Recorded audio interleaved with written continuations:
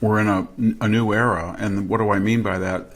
There's a sense now that Joe Biden, who is going to leave in 40 days at 36% approval this week, and he hasn't been on the job. Kamala Harris hasn't been on the job. No one knows who's on the job. And Donald Trump is de facto president, even though the left had said, in the case of Michael Flynn and others in transitions, that they would invoke the Logan Act, an archaic, ossifate idea that no one's ever used, that a president you cannot interfere with a presidential prerogative if you're a president-elect team or a shadow government. But that's exactly what he's doing, and it's almost as if the left are saying to him,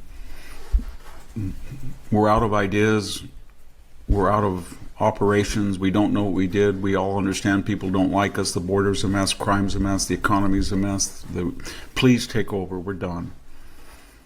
I've never seen anything like it. Victor Davis Hanson's latest analysis reveals a significant shift in American politics, given Joe Biden's plummeting approval ratings, which have dropped to 36%. And Kamala Harris is struggling to make a meaningful impact, leaving many wondering about the future of the Democratic Party. Hanson paints a compelling picture of a political landscape where Donald Trump is not just making a historic comeback, he is now acting as the de facto president. According to Hanson, even the left seems to recognize this shift. They're out of ideas, out of strategies, and quietly stepping aside. It's almost as if they're saying, we can't fix this. Take over. From standing up to China on trade to championing forgotten communities, Trump's showmanship is matched by substance, making his movement unlike anything we've seen in modern politics. Trump is leading a counter-revolution. He's breaking from Republican orthodoxy by protecting Social Security, pushing for reciprocal trade, and challenging global norms on behalf of everyday Americans. In contrast with Kamala Harris's leadership, which Hanson describes as marked by negativity and can't-do policies. While Trump's message to Americans is one of possibility and empowerment, Harris has struggled to deliver that same optimism. Hanson also points out how Trump is enlisting renegade figures from the left, like RFK Jr. and Tulsi Gabbard, to expand his coalition. This strategic shift demonstrates his ability to unite a broader base, transcending traditional party lines. This isn't just a political comeback, it's a redefinition of what American leadership can look like. Victor Davis Hanson captures a pivotal moment in American politics, one where Trump's resilience meets a nation's hunger for change. Is this the transformation America needs, or will it lead to even greater challenges? Let's take a closer look at Trump's remarkable transformation and the dramatic changes it's bringing to the American political scene. I think he's created the most amazing political comeback in American history, much greater than Harry Truman's 1948 election, much greater than a remarkable comeback by Richard Nixon after his 62 gubernatorial defeat in California. He came back and became president, and much greater than sort of midterm recoveries of people like Obama and Clinton, who had been shellacked in the midterms. No, it's amazing. It's amazing because it wasn't just a political recovery. It was a psychological, legal, cultural recovery. If we had this conversation, and we did, we were talking a year or two ago about the 5 civil and criminal suits, the 16 states that tried to take him off the ballot in the first, the 2 impeachments, the trial as a private citizen.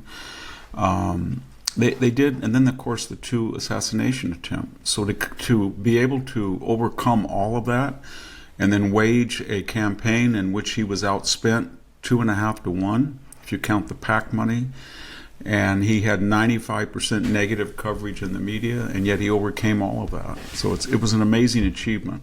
Well, the closest, the precursor is the 2 efforts in that one of them destroyed the George H.W. Bush re-election in 92, but the Ross Perot in 92 and 96, he got 20% of the vote. That was the highest ever of a populist movement, the Perot movement.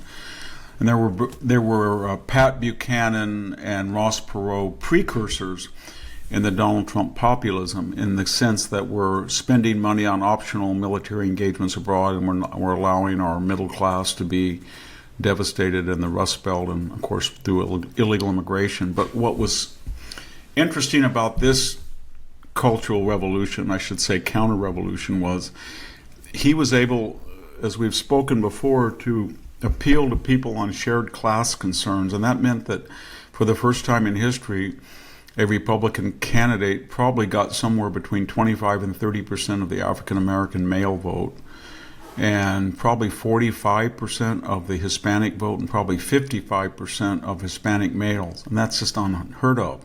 And he did that by showmanship and substance. Showmanship by getting in a garbage truck, working at McDonald's, showing up in union jobs after he was on, getting a mugshot, being one of the people, and then a program that said from a Republican, I've never seen a Republican say, we're not going to privatize Social Security, we're not going to touch it, we're going to have reciprocal trade tariffs on people who take advantage of us.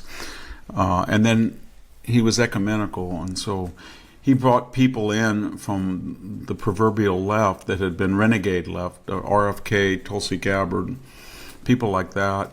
And that was more valuable to him than the Harris mimicry of it when she tried to bring in somebody like Liz Cheney, the never Trump Republicans. They were bitter, angry people.